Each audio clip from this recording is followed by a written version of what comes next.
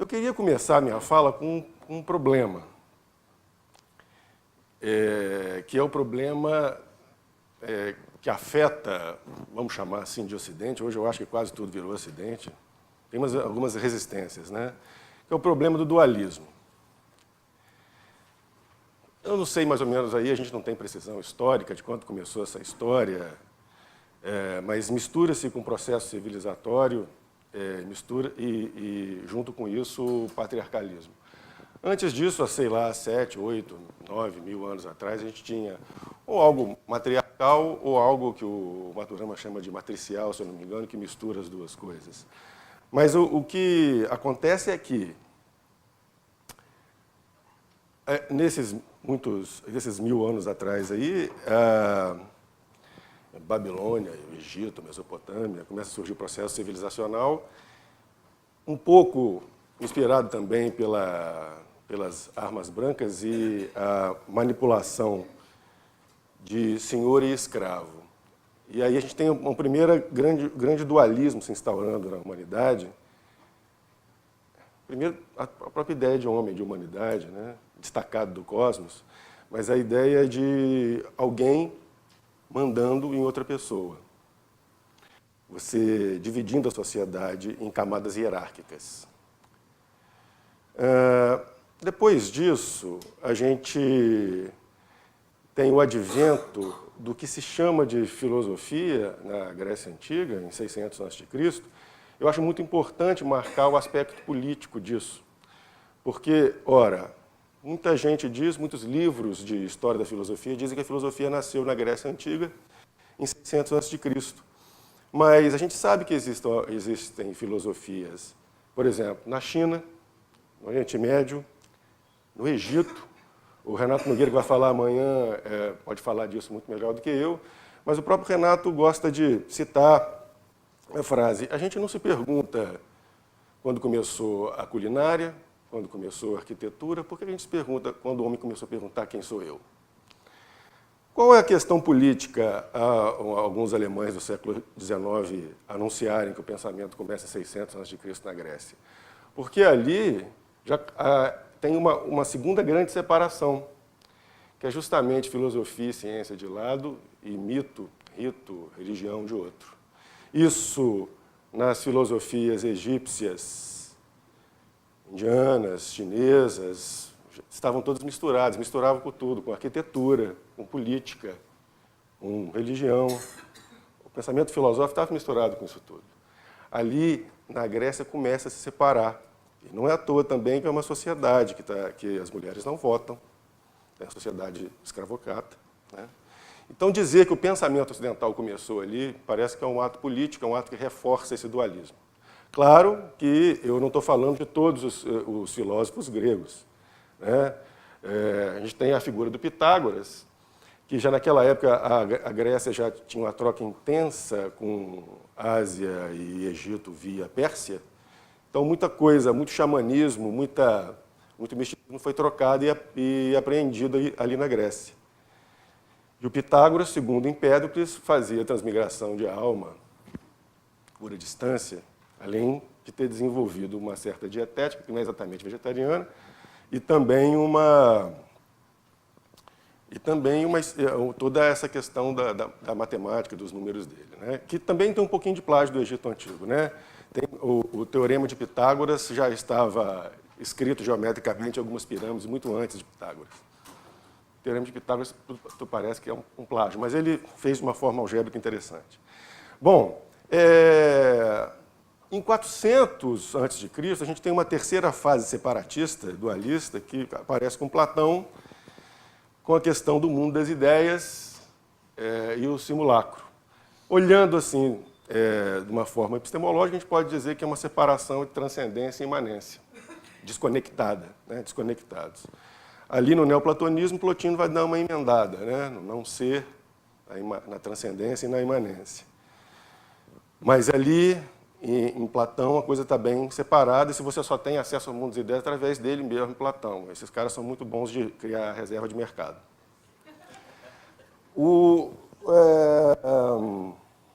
Platão, na verdade, ele fez uma grande síntese ali, né, porque O pensamento filosófico é uma coisa de elite, a questão do teatro também.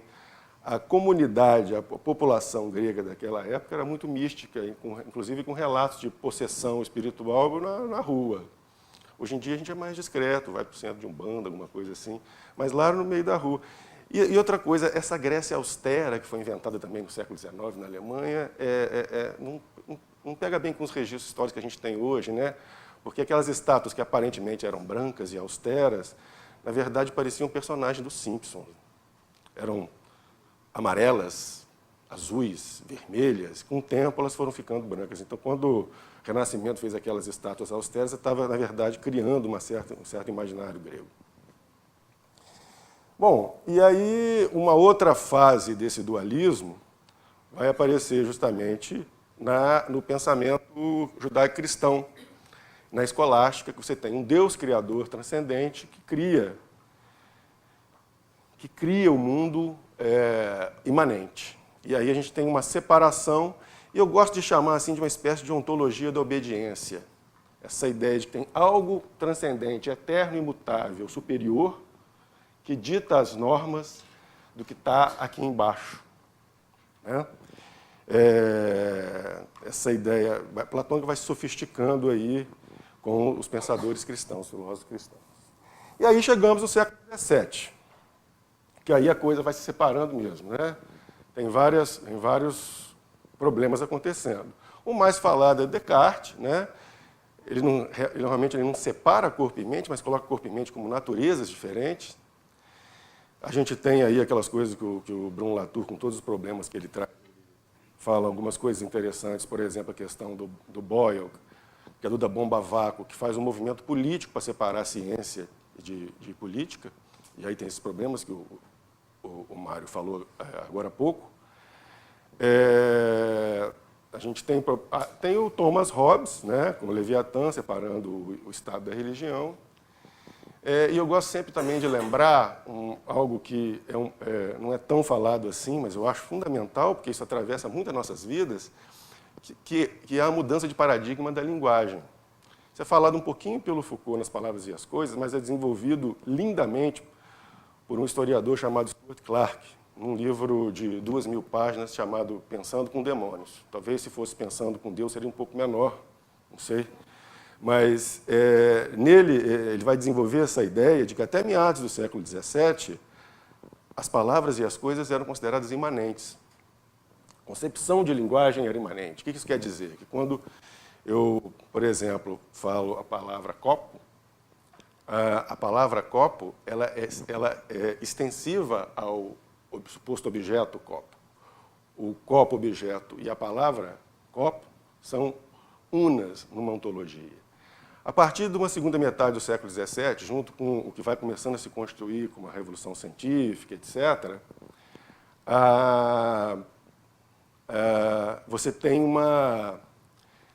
tem essa separação muito intensa nas palavras, e aí a questão se desdobra infinitamente. Sujeito-objeto, natureza e cultura, conteúdo e expressão, ontologia e epistemologia. E aí, finalmente, tem a filosofia do Kant, absolutamente vencedora e que permeia muito a nossa sociedade, que é uma separação entre a mente, o sujeito, e a coisa em si. A gente não tem acesso à coisa em si. Kant destaca definitivamente o ser humano do cosmos. E parece que a turma gostou da ideia. A intuição humana ficou um pouco castrada do seu próprio seio. Né? E a questão do dualismo vai se proliferando. O que interessa, sobretudo hoje aqui para a gente, é um dualismo que está muito em voga, que é a questão de direita e esquerda.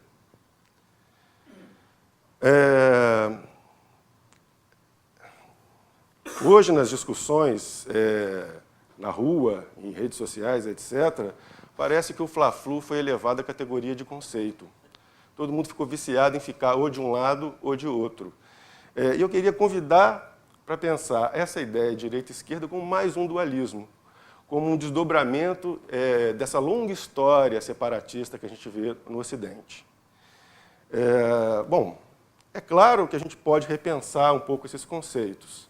Se for para usar o conceito de esquerda, que seja do jeito deleuziano.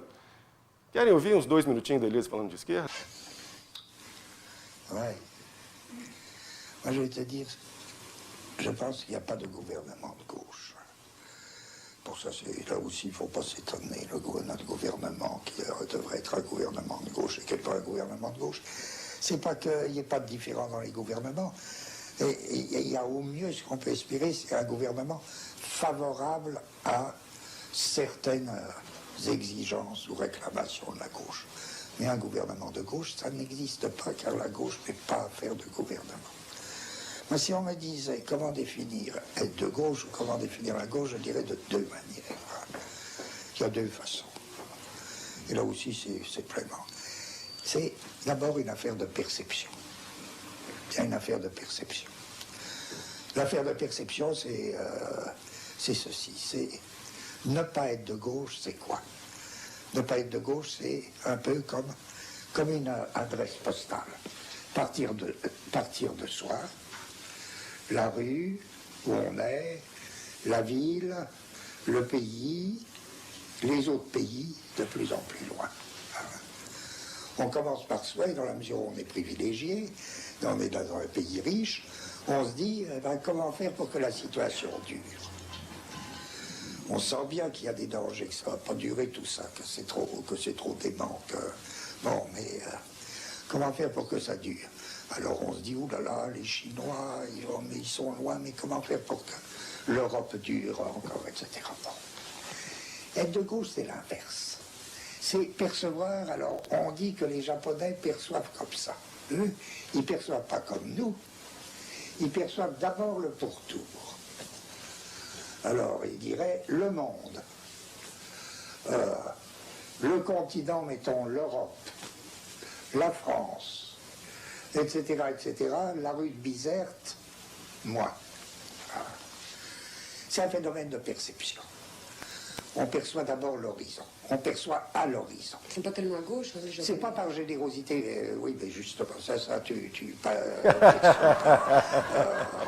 c'est pas une raison. Par là, ils sont à gauche. Par leur sens de l'adresse postale, ils sont à gauche. Tu vois d'abord à l'horizon. Hein.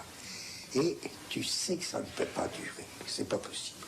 Que ces milliards de gens qui crèvent de faim, non, ça peut durer encore 100 ans, j'en sais rien. Mais non, mais il faut pas charrier cette injustice absolue. C'est pas au nom de la morale, c'est au nom de la perception même. Que donc, si on commence par le bout, c'est ça être de gauche, par savoir donc, et par d'une certaine manière, appeler de ses voeux et considérer que ce sont là les problèmes à régler. Et c'est pas se dire simplement, il faut diminuer la natalité, parce que c'est une manière de garder les privilèges de l'Europe, c'est pas ça. C'est vraiment trouver les arrangements, trouver les agencements mondiaux qui feront que, donc, en effet, les problèmes du tiers-monde, être de gauche, c'est savoir que les problèmes du tiers-monde sont plus proches de nous que les problèmes de notre quartier. C'est vraiment une question de perception, c'est pas une question de belle âme, tout ça. Non, c'est ça d'abord être de gauche pour moi. Et deuxièmement, être de gauche, c'est être par nature, ou c'est plutôt devenir, c'est un problème de devenir, ne pas cesser de devenir minoritaire. C'est-à-dire que la gauche n'est jamais majoritaire en tant que gauche. Et pour une raison très simple, c'est que la majorité, c'est un truc qui suppose, même quand on vote, c'est pas simplement la plus grande quantité qui vote pour telle chose. La majorité, ça suppose un étalon. En Occident, l'étalon que suppose toute majorité, c'est homme, adulte, mâle, citoyen des villes. Ezra Pound, Don Joyce ont dit des trucs comme ça, c'était parfait, oui. C'est ça l'étalon. Donc, aura la majorité par nature, celui qui, à tel moment, ou l'ensemble qui, à tel moment, réalisera cet étalon. C'est-à-dire l'image sensée de l'homme adulte, mâle, citoyen des villes. Si bien que, à la limite, je peux dire la majorité, ça n'est jamais personne. Ça n'est jamais personne, c'est un étalon vide.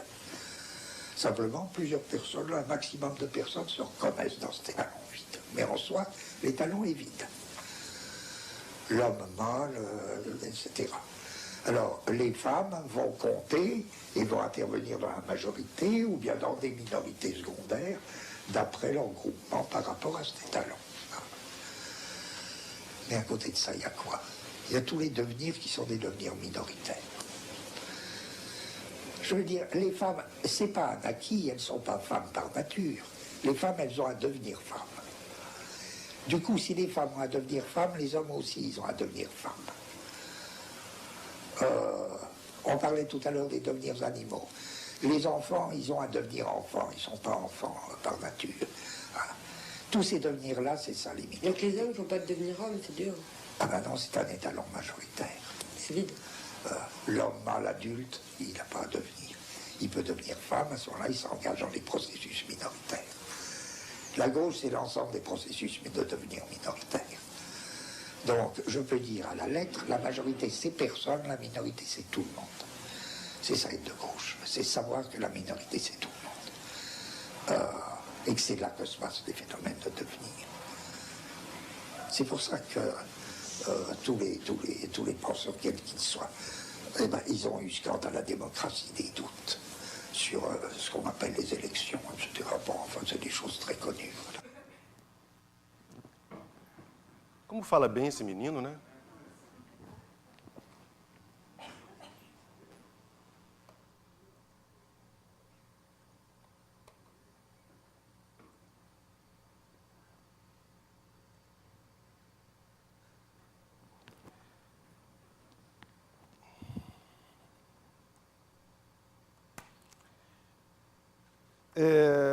E aí essa questão do dualismo, ele vai ser resolvido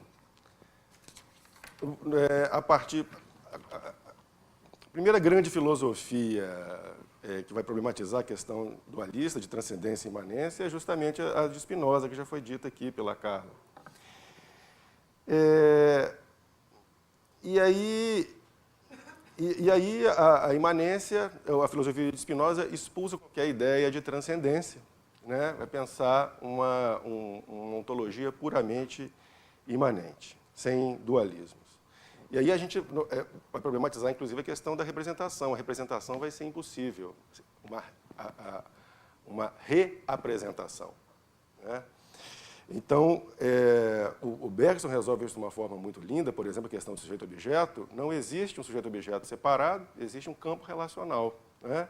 Eu estou olhando para vocês, e vocês estão olhando para mim, não é um sujeito olhando para um objeto, mas tem algo que se estende de vocês até a mim, de fato, compondo um campo unificado.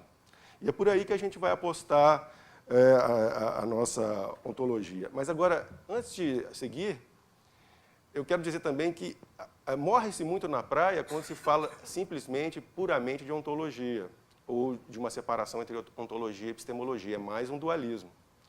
É por isso que eu cunhei esse conceito de epistemontologia para trabalhar a ideia do ser e do conhecimento imanentes. Mas aí já não se torna tão conhecimento assim. Eu gosto de pensar mais na questão de transformar isso numa pura intuição, tanto no sentido do Spinoza como no sentido do Bergson. Porque senão a gente pode cair numa coisa meio parmenidiana, do ser é pensar, e isso não interessa. É mais uma questão de saber enquanto processo intuitivo, misturado na vida, né? Não saber, não conhecer um objeto, mas está fundido ao mundo, né? Ser cosmos, nesse sentido. Ser um coágulo do cosmos. Bom, e aí a gente começa a pensar a questão política para além da questão representacional. E aí cabe muito a crítica à figura do político, que seria o cara que representa o povo, né? Eu gosto muito da ideia de uma turminha que tem aparecido nos últimos anos, que é o Comitê Invisível. O Comitê Invisível é um grupo de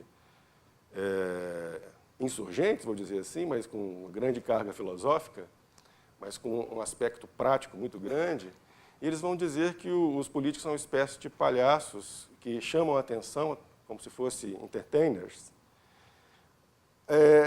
enquanto chamam a atenção para si, o poder, de fato, acontece a revelia dos políticos, né?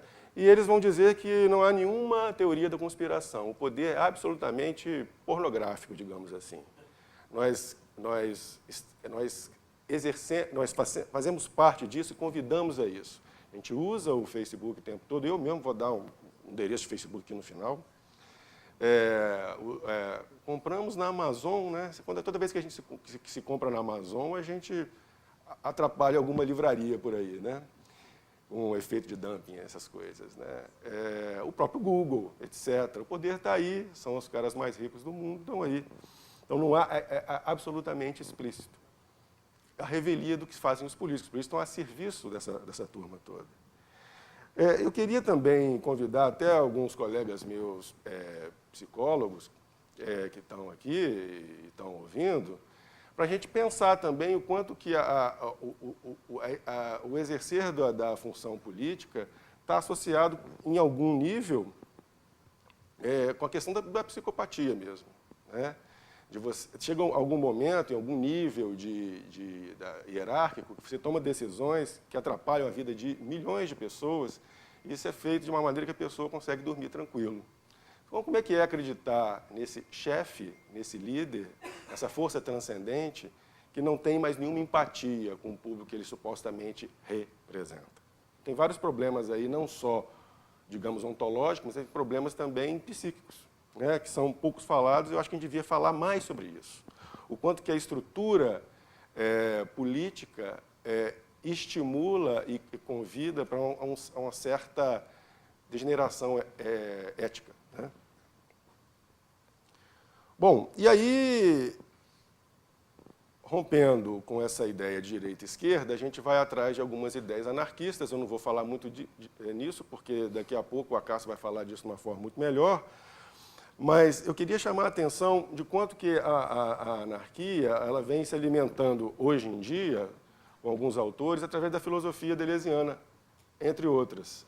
E aí, o que isso faz a gente pensar? Por exemplo, o Saul Newman, que faz uma comparação de anarquia com Deleuze, ele vai dizer, o Deleuze pode acrescentar que os anarquistas clássicos, a gente está falando de Proudhon, Bakunin, etc., essa turma, Malatesta, eles têm uma ideia de sujeito, de bom sujeito original, individual, transcendente, e a ideia de Estado também como artificial, como transcendente, né? Deleuze vai trabalhar a questão de um Estado imanente, vai problematizar a noção de sujeito, justamente a partir desse campo relacional que eu falei aqui do Bergson, né? Então, a filosofia do Deleuze vai trazer pontos para a gente repensar o que seria uma anarquia, por exemplo. Mas eu estou pensando também com outros autores. No caso do Spinoza, o que é fundamental para a gente aqui é pensar aquela jogada principal, talvez, do Spinoza, que seria essa ideia de que o que ele está interessado em aumentar os bons encontros, que os bons encontros geram aumento de potência, o aumento de potência gera alegria, no sentido filosófico, e a alegria gera liberdade. Em contrapartida, o mau encontro gera perda de potência, tristeza no sentido filosófico e servidão. E aí Spinoza vai ser muito claro na sua ontologia ao dizer que um impotente vai querer exercer poder ou vai ser exercido poder sobre ele. Um indivíduo potente, ele não está interessado em poder. Então, toda a minha questão aqui, com inspiração espinosista, é aumentar a potência e tirar as questões de poder o quanto mais for possível fora. Quanto mais potente eu for, menos o poder vai poder ser exercido por mim ou sobre mim. Essa é a questão fundamental ética para a gente aqui. E aí tem outros autores que interessam, Michel Onfray, David Graeber. E, sobretudo, o que me interessa mais hoje em dia é um historiador anarquista sufi chamado Peter Lamborn Wilson, que criou uma persona nos anos 80 chamada Hiking Bey, e que é, para mim, um grande pensador político contemporâneo. E aí ele criou um conceito que me é muito caro, que é o de zona autônoma temporária. O que ele está dizendo, algo semelhante ao que o Guattari diz, quando o Guattari diz, olha, não vamos esperar mais a grande revolução. Isso não vem, essa revolução universal que vai abarcar tudo, isso não vem. Nunca veio e não virá. É uma transcendência pensar assim.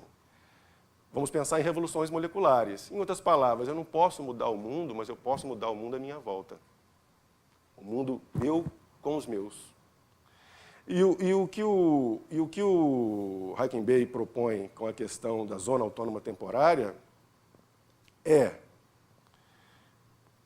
criar instâncias libertárias a partir do aqui e agora. Não querer instaurar isso de forma representacional no mundo inteiro. Mas fazer aqui e agora, num piquenique, numa festa, num encontro como esse, num grupo de estudo. Instaurar potências libertárias no que você pode, no aqui e agora. Que isso possa lastrar. Porque o desejo de uma grande revolução, ele vai gerar paixões muito tristes. Porque a pessoa vai ficar muito decepcionada. E é isso que a mídia está buscando inocular na gente, agora. Né? Vamos resistir a isso, criando instâncias libertárias aqui e agora. Tá? O que adianta você, por exemplo, ficar brigando pelo desejo, pela liberdade de ser quem lá? O que adianta a gente brigar pelos artistas lá em Porto Alegre, da exposição, e você ter digamos assim, uma diarista em casa que não almoça na mesa junto com você, por exemplo, para dar um exemplo bem simples. Né? Então, a zona autônoma temporária pode ser e deve ser produzida aqui agora, a qualquer momento. Essa que é a nossa grande questão. Bom, e aí, qual que é a proposta aqui? Que é propriamente o texto que eu escrevi para o nosso evento, aqui, sobre Vortexa. Vortexa seria uma espécie de vila intensiva baseada nos transaberes. Transaberes é uma proposta que eu fiz alguns anos atrás. Ao discutir transdisciplinaridade com muitas pessoas, eu comecei a perceber um grande problema de um dualismo entre o discurso transdisciplinar e uma prática disciplinar. Então, para resolver o problema de saída, eu cunhei esse conceito de transaberes para resolver o problema de saída, ou seja, o conceito é aplicado na vida o tempo todo. E aí o conceito mais importante para a gente, que dá o nome da vila de Vortexa, é o conceito que eu criei, que está nesse meu livro aí, o Ontologia Onírica, está ali do lado, que é o conceito de vórtex. O conceito de vórtex ele é inspirado levemente na hidrodinâmica, né, nesse ralo, por exemplo, da água, na pia, no vaso, etc., mas a hidrodinâmica captou só uma faixa. Epistemologicamente, o vórtex é bem mais amplo. Né? O vórtex seria uma auto-organização de forças, partindo do princípio que a natureza ela é dinâmica em qualquer instância, não existe ausência de dinamismo na natureza. E é uma auto-organização de forças. Agora, uma notinha de rodapé para o conceito de força. O livro lá do Max Jammer, que pega o conceito de força desde a Mesopotâmia até os dias de hoje, ele vai concluir o livro dizendo que a força é um conceito vazio. Na verdade, a física cria um axioma e cria um castelo infinito em cima desse axioma. Não é só a física que faz isso. A biologia também, a força é um conceito funcional, o conceito de vida na biologia também é funcional, a biologia não explica direito o que é vida, mas cria conceitos funcionais sobre o que é vida, como é a dinâmica da vida. Né? Essa coisa, por exemplo, de nasce, cresce, amadurece, morre, não explica o que é a vida. Também na psicologia, a psicologia não explica exatamente o que é psiquismo, mente. Ela cria modelos de aparelho psíquico em cima de um axioma do que é mente, mas explicar o que é mente também não. Assim como a teologia também não explica o que é Deus. A teologia cria regras morais que fundam uma religião a partir de um conceito axiomático de Deus. O que eu estou dizendo aqui é que tanto esse conceito de Deus, de força e energia na física, de vida na biologia, de mente ou consciência na psicologia, estão tratando disso que eu estou chamando de vórtex. Eu estou pensando o vórtex uma espécie de conceito pré-disciplinar. É dali que brotam as disciplinas. Né? o vórtex mais voltado para o psiquismo, vai dar na psicologia e por aí vai. Então, o vórtex seria autossimilar, como os fractais, o vórtex se relaciona com o vórtex, o universo inteiro seria vórtex compõe vórtex, a nossa relação, cada um de vocês são vórtex, compostos por vórtex, e a nossa relação aqui cria vórtex, né? E como é que os saberes se relacionam com esse conceito de vórtex? Bom, a ciência, ela explora o vórtex, ela mede, ela pesa, ela transforma em números, em dados, né? A filosofia explica o vórtex. Ela puxa um pedacinho do vórtex e desdobra. Estou aqui me inspirando, claro, nas caóides de Deleuze e Guattari e desenvolvendo a partir disso. A arte, ela emoldura o vórtex, né? Assim como a arte, ela tira como se fosse pegasse um pedacinho do vórtex e isolasse ali. Pensa na pintura abstrata, pensa em Pollock. Mas pensa, de certa forma, no próprio Van Gogh também, no sentido que o Van Gogh ele pega uma cadeira e evidencia a vortexidade da cadeira, através daquelas pinturas dele lá. A magia, ela modula o vórtex, com meditação, com conjuração, etc. A ética, ela cultiva o vórtex. O amor multiplica o vórtex. E a ideia aqui que em Vortexa, na Vila, a gente possa viver o vórtex. Então, a Vortex é pensado não como uma utopia, mas como uma transcronia e uma transtopia, no sentido de que o tempo e o espaço são imanentes, né, e são intensivos. Então, ela não está localizada exatamente num ponto específico. Ela pode se localizar num ponto específico, ela pode se downloadar em um ponto específico, mas ela está acontecendo aqui e agora. A gente falando dela, a gente densifica, coagula ela mais um pouquinho.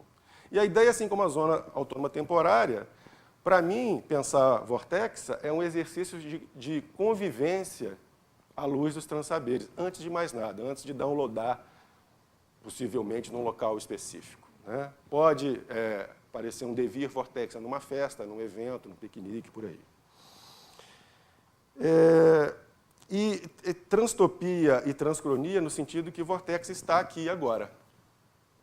E esse aqui agora pode ser entendido como no intensivo lá do Bergson, né, que é a passagem do atual para o virtual, mas também pode ser entendido de uma forma mais espiritualista, como o aqui e agora, de um cara que é considerado cafona para alguns, mas para mim é um cara muito interessante, que é o Eckhart Tolle. Vai pensar o conceito de aqui e agora de uma forma vivencial muito interessante. Eu sou completamente reverenciador do grupo que a gente faz às terças-feiras e já fizemos também às segundas-feiras à noite, que a gente chama de Coletivo Transsaberes, as pessoas que debatem junto com a gente esses textos. O texto de Vortexa, ele saiu de uma ingenuidade maior para uma ingenuidade menor, graças ao debate com muitas das pessoas que estão aqui hoje, Glaucus, Rita, Carol, Pedro, Ádio, turma grande aí, que me ajudou muito a pensar todos esses conceitos aqui. Então, assim, é claro que Vortexa é pensado como... alguns detalhes são pensados como tecnologias de bem-estar. De fato, tem um pouco disso, mas isso não é o mais importante aqui agora. O mais importante é pensar como um exercício de convivência transdisciplinar vital. Isso pode ser exercido a qualquer momento. Mas vamos lá, vamos tentar pensar como é que seria essa vilazinha, que características que ela teria, né? Isso está discutido com detalhes no texto, eu vou só jogar aqui algumas ideias que eu acho mais interessantes.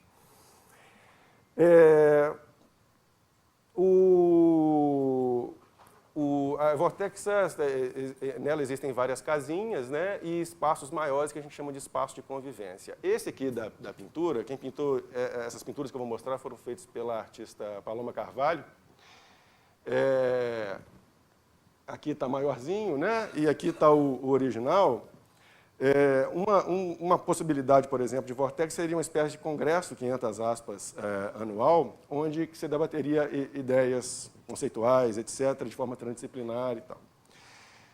E esse congresso chamaria-se Cosmicidades, com S entre parênteses, para ser tanto cômico quanto cósmico. Pensar a alegria e para pensar a questão cósmica. A gente, na verdade, já realizou Cosmicidades ano passado, muitas pessoas que estão aqui apareceram por lá. E a ideia do Cosmicidades é que as pessoas são chamadas não para dar palestras, elas são convidadas para falar de 5 a 10 minutos como trampolim para um debate, e elas sentam junto com as pessoas, misturadas ao público, né, equidistantes, não tem ninguém no centro, né, as pessoas sentam em roda e o palestrante misturado no público e dão uma pequena intervenção de 5 a 10 minutos para promover o debate. A gente fez isso no ano passado, lá na Glória, e funcionou lindamente, né? E a gente conseguiu uma participação do público muito grande. Então, isso aí é possível. A ideia é que o estudo e a relação conceitual em Vortex seja dessa forma. A gente pensou, né, em casas redondas, feitas de material ecológico, bambu, etc., usando biodigestor, essa coisa toda que hoje em dia está mais em voga, né?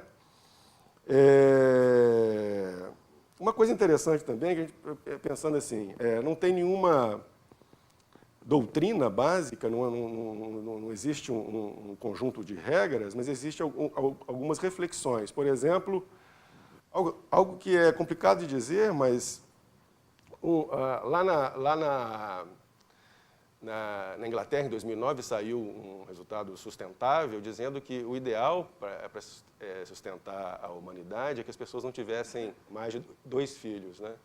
É claro que não comer carne vermelha, evitar, diminuir o uso de carne vermelha, também ajuda. Mas a forma ecológica bem eficaz é que as pessoas tenham menos filhos. Isso é um detalhe importante, até interessante de conversar sobre como é que isso se inscreve numa ética, né? O mais importante, assim, outra coisa muito importante, não existem políticos. O Vortex é pensado no máximo em uma vila de 1000 pessoas, e a partir disso se multiplica em outras autônomas, cada um com as suas próprias ideias, né? E aí, a ideia é que os debates sejam feitos em grupo, sempre deliberado em grupo, né? Então, não tem o conceito de crime, não tem o conceito de punição, tudo que é definido e discutido em grupo. A educação eu não preciso desenvolver muito aqui, porque a Carla já falou muito bem e o Renato vai falar também muito bem amanhã, mas a ideia é que a educação não seja no sentido de ensino, de um professor ensinando, mas de um vortexiador, no sentido transdisciplinar, estimule o conhecimento e a criatividade, né? Inclusive, a questão dos esportes é importante também, assim, não que não possa ter jogo de futebol, mas pensar sempre em jogos cooperativos, né, com as crianças, esse tipo de coisa.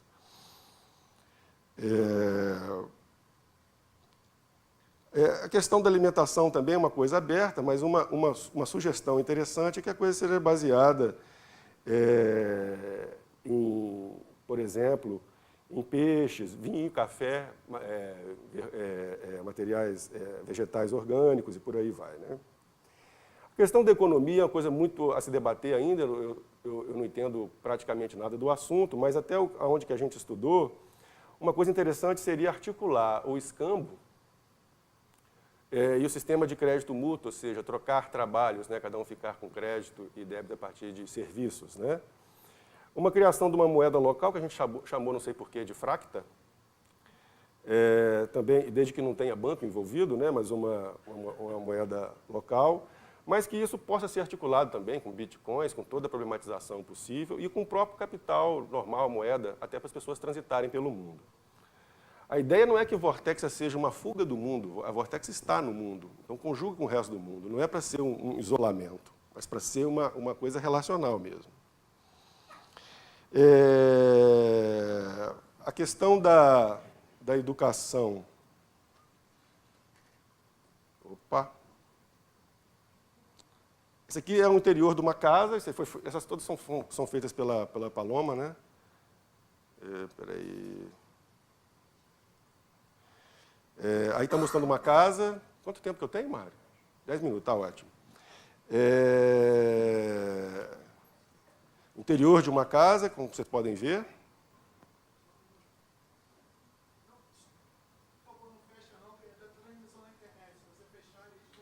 Ah, tá. Eu tô só passando aqui.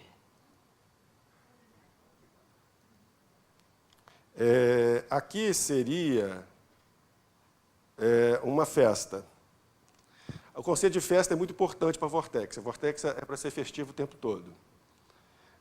Então, inclusive, o Cosmicidades é para ser uma festa conceitual. A questão de energia, aí tem essas coisas de bateria solar. A gente está estudando também essa questão do ECAT, que é uma proposta do André Rossi de fazer energia caseira a partir de fusão a frio, mas isso ainda está sendo discutido, mas parece que está para ser comercializado em breve, né? E IFENCAT. Eu sugiro aí que vocês pesquisem um pouco isso. André Rossi. Muita gente não gosta.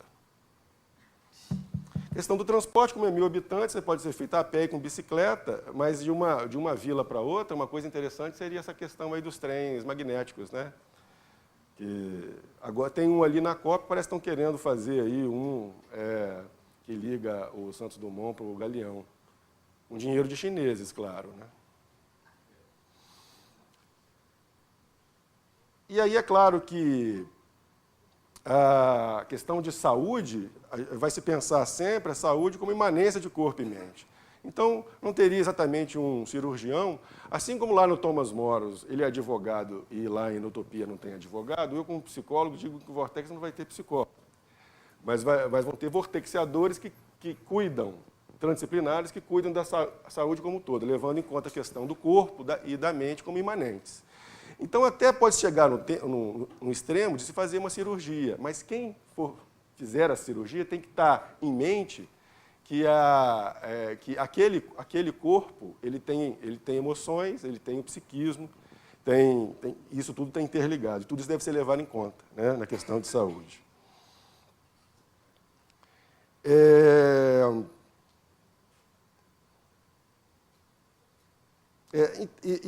Assim, a gente pensa Vortexa como uma cidade para intimidade cósmica. Uma cidade para se ter intimidade cósmica. Se tivesse que ter um slogan, seria uma vila para se adquirir intimidade cósmica. Uma coisa importante para a gente assim, é que é claro que vai ter uma língua, mas o que é importante em Vortex é a questão, por exemplo, da meditação e da autoinquirição, mas não no sentido que virou essa modinha aí de mindfulness, porque a meditação ela foi entendida no Ocidente,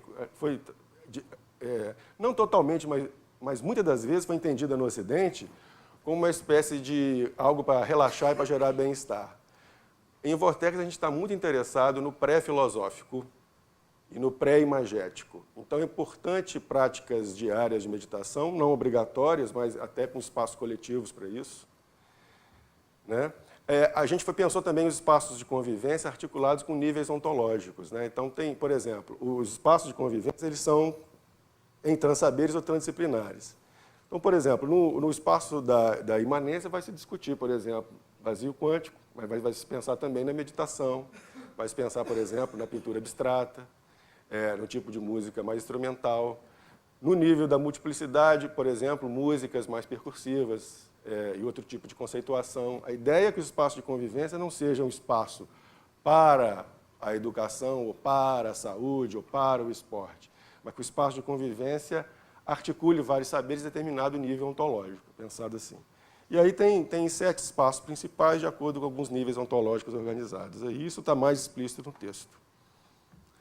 Joãozinho dizia, "You may say I'm a dreamer, but I'm not the only one." Né?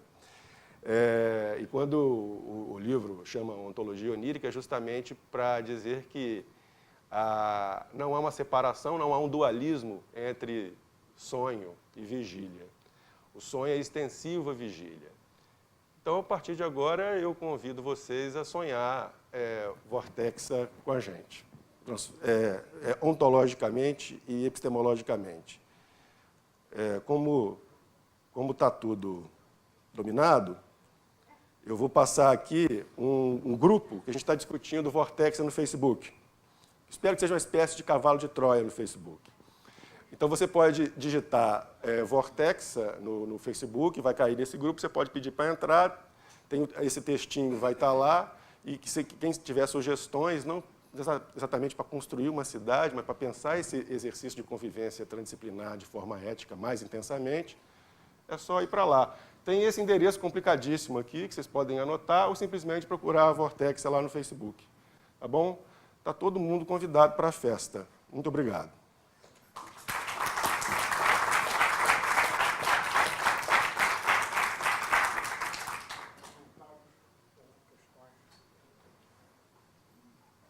Ali, mano.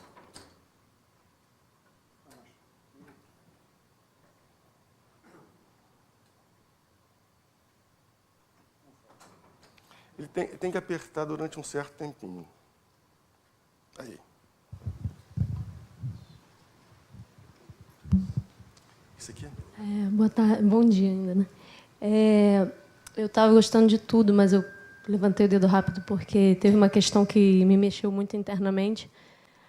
Pode ser que eu esteja enganada, eu não ouvi direito, ou foi uma passagem rápida, e às vezes a gente perde a atenção, e pode ser que eu não tenha entendido bem, por isso eu vou te perguntar. Porque me causou uma certa revolta mesmo, assim. Então, quando você passou rapidamente sobre a questão da natalidade, da quantidade de filhos, eu não entendi se você estava falando, era uma sugestão para a Vortexa, ou se você estava só falando sobre isso, e aí eu não entendia. Então, primeiro eu queria esclarecer isso. Se era uma sugestão para a Vortexa, porque eu tenho muitas questões com isso. Assim. Talvez pelo fato de eu ter 3 filhos, aí eu já ia estar expulsa, não sei. Não, pois é, por isso que eu disse assim, vamos colocar isso em debate até no ponto de vista ético, isso é importante, isso gera um certo desconforto mesmo.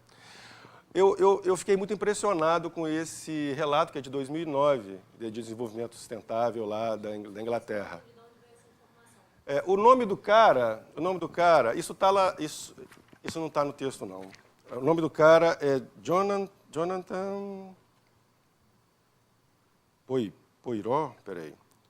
Porritt, Jonathan Porritt, em 2009, esse relato em inglês. Assim, ele sugere que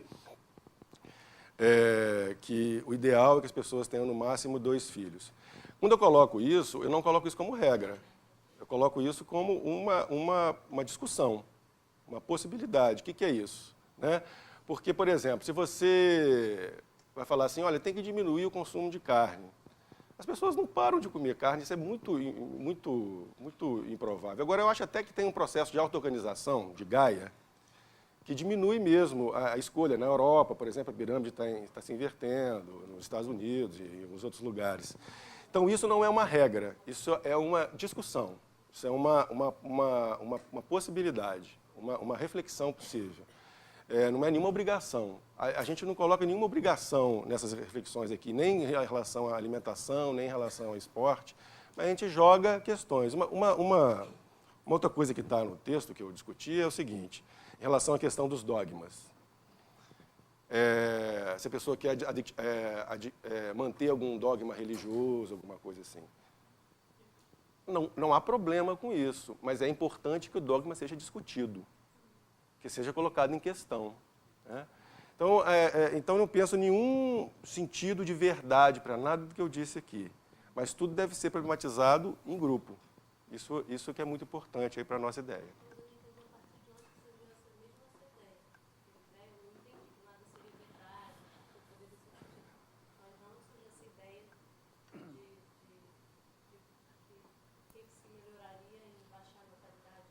Nesse relatório de 2009, que foi feito na Inglaterra por esse cara.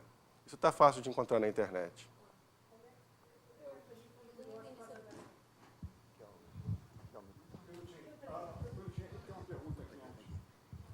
Já está na minha vez? Bom, eu tenho que dar os parabéns aqui ao Nelson. O Nelson é um...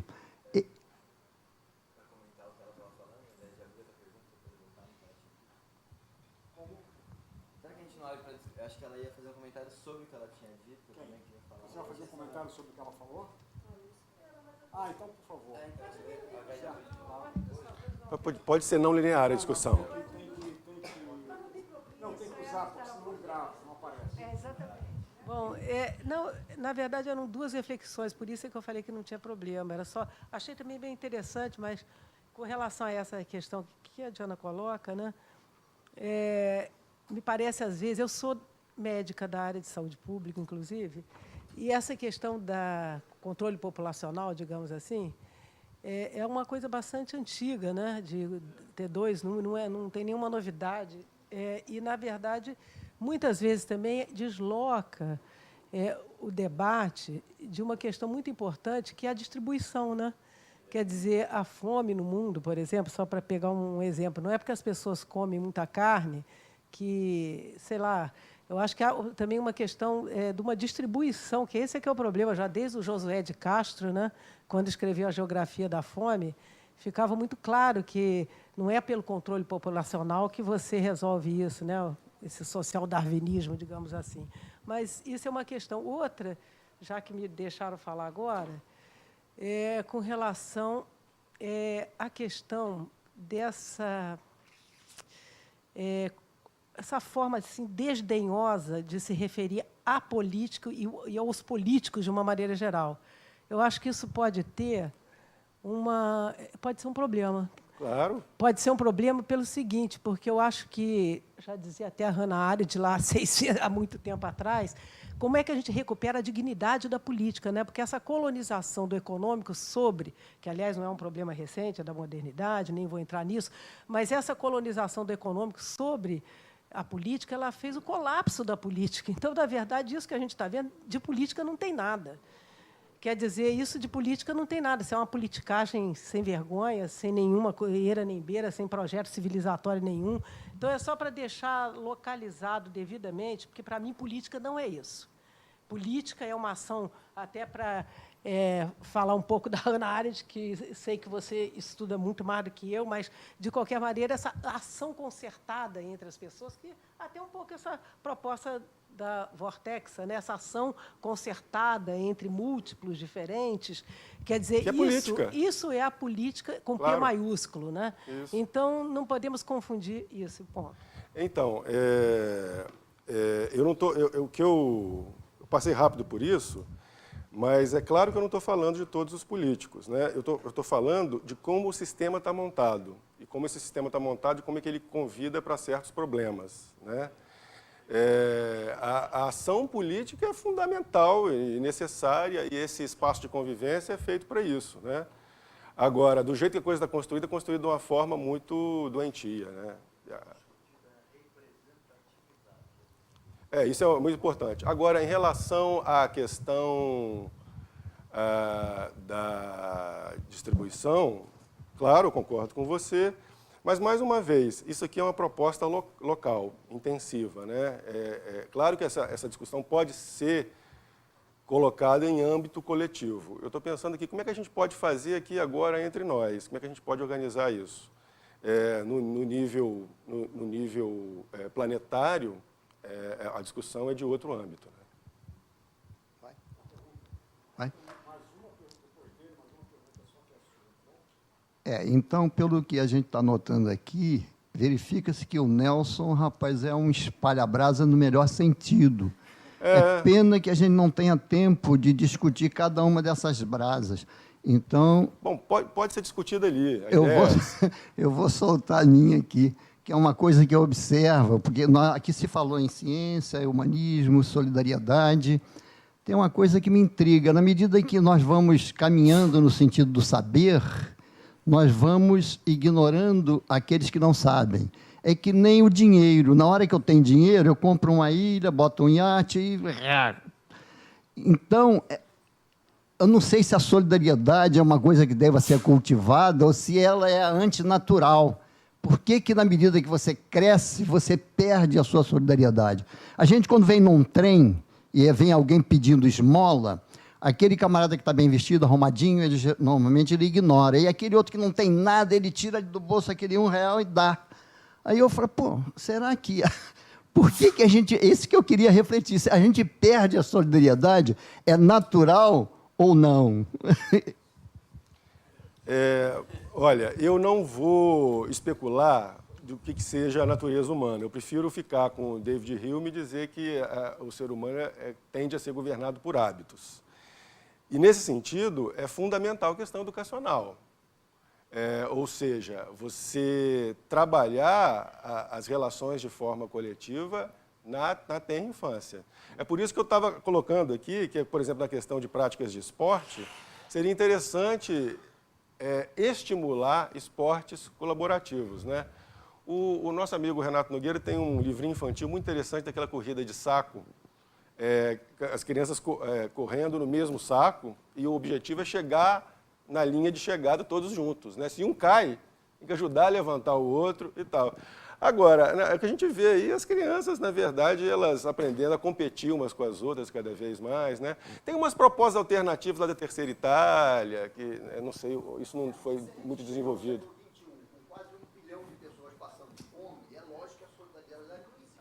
Ela existe isoladamente em você, no Mário, mas não é normal do ser humano ser solidário. Não sei. Acho que é uma prática social que é construída dessa forma, egoísta, até ensinada pelas famílias e pelo social e pela escola, né? Eu acho que a gente tem que mudar essa forma de educação.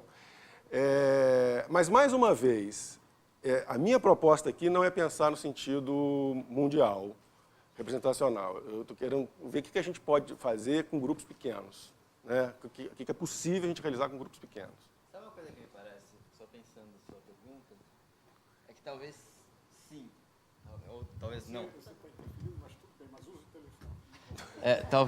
Talvez realmente não seja natural do ser humano essa postura dessa generosidade. Mas não enquanto ser humano, enquanto ser biológico, mas enquanto ser civilizado, porque humano é só quem é humano, né? E não uma espécie biológica. E aí sim. E aí, enquanto civilização e cultura, pode ser que não. Mas espero que a gente se torne cada vez menos humanos e nos componhamos mais com os outros seres todos que... Mas eu quero só lembrar o seguinte, já que talvez se pense biologicamente com Darwin, que um pensamento neo-darwinista vai dizer o seguinte: o ser humano se funda como Homo sapiens justamente quando nasce um bebê humano que ele é menos autônomo que um bebê macaco, e aí os pais têm que falar assim, a gente tem que parar e nós temos que cuidar dessa criancinha aqui, senão vai dar ruim. E aí, ao ser solidário à criança, se funda o processo civilizatório. Então, tem essa visão que é muito bonita. Você citou uma vez o seguinte, que o Maturana vai dizer que o polegar opositor não é para construir objetos, mas, sobretudo, para fazer carícia. Eu acho que é essa humanidade que eu quero me instaurar. Essa que tem polegares opositores para fazer carícia, sobretudo. Mas é isso que eu não chamo de humano. Ou a gente tem que convencer o índio de que ele é humano. Ah, sim.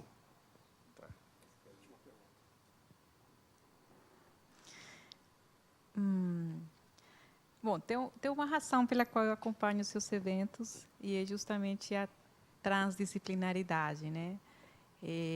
Por uma questão muito pessoal, né? Pela minha própria conjuntura, pela minha formação. Eu sou formada em antropologia e doutorada em geografia. E desempregada, porque o corporativismo nunca me deixa entrar em uma nem na outra, né? Não me considero suficientemente antropóloga por ter doutorado em geografia, e os geógrafos não me consideram suficientemente geógrafa por não ter um doutorado. Sei muito bem o que é isso. Por não ter uma graduação em geografia. Então, tem uma coisa assim pessoal que me atravessa e que me faz acompanhar direto você. Abafo à parte, desabafo à parte, eu fiquei pensando muito na transdisciplinaridade em Bortetza, né? E a inquietação pode ser um pouco tola, mas como e por quê e para quê a transdisciplinaridade num lugar, né? Num grupo, onde justamente a gente está caminhando para uma desprofissionalização, para uma desescolarização, né? Onde justamente se opondo um pouco a aqui e agora que a gente habita, onde a gente é definido pelo que estudou, né? Eu sou naquilo que eu me formei. É mais uma provocação, na verdade, né? Não sei se... Pois é, você é aquilo que, né, eu sou arquiteto, eu sou físico. É uma coisa, é uma nominação espantosa, né, na verdade, né? Porque a tua vida toda termina reduzida àquilo que você estudou 4 anos, né? É isso. Quando essa ideia de vortex começou a aparecer, na verdade, ela começou a aparecer de uma forma muito disciplinar, que seria uma espécie de campus voltado para a transdisciplinaridade. O que é uma contradição, né? Você vai disciplinarizar arquitetonicamente os saberes, né? Como as universidades fazem, né? Um prédio para psicologia, um prédio para história, etc.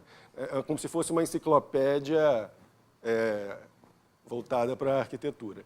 Então, eu comecei a falar assim, bom, se é um transdisciplinar aplicado à vida, as pessoas têm que viver ali. Se tem que viver ali, tem que viver de uma forma arquitetônica que o próprio espaço físico convide o atravessamento dos saberes. Então, por isso que eu digo, em Vortexa, antes de tudo, existem vortexadores. Todos são vortexadores. O que isso quer dizer? Quer dizer que eles não têm uma especialidade. Eles estão estudando, estão, a princípio, alimentados para a questão do vórtex, que é pré-disciplinar. Até antes de ser transdisciplinar, ele é indisciplinado, e para citar o Tim Ingold, né, a grande referência para a gente, esse pré-disciplinar no sentido do pré-filosófico, do pré-imagético, do plano de imanência, de Deleuze e Guattari, por aí. A partir disso, existem afinidades. A partir de você estar imbuído de uma questão transsaberes, transdisciplinar, isso tem afinidades. Então, por exemplo, a partir de um vortexiar, você pode coagular um pouquinho mais rumo uma geografia, uma filosofia, uma psicologia. Mas a questão mais importante para a gente, inclusive quando a gente pensa em um espaço de convivência que tenha lazer, educação, saúde, a festa, tudo misturado nos espaços de convivência, é justamente pensar a ação. Outra coisa que é importante para a gente é que não há trabalho em Vortexa, há fazeres, né? Até muito inspirado lá no Grupo Crises, Manifesto contra o Trabalho, né? E também não tem chefe, e também não tem emprego, né? Então, assim, você tem, antes de tudo, vortexadores. A partir daí, você desenvolve certas afinidades. Por exemplo, você pode ser um vortexador num processo educacional, vai falar mais de um tema do que de outro. Ok, é para onde que vai a sua verve. Mas a questão trans tem que necessariamente passar por ela. Essa é a única questão. Então, antes de tudo, não tem um psicólogo, um advogado, tem um cirurgião, tem vortexadores, com certas tendências. Elas já nascem. O Bergson fala isso, qualquer criança sabe. Aí tem um processo civilizador que vai domesticando demais esses saberes. Né? Ok, temos que parar. Agradecemos ao Nelson. Obrigado.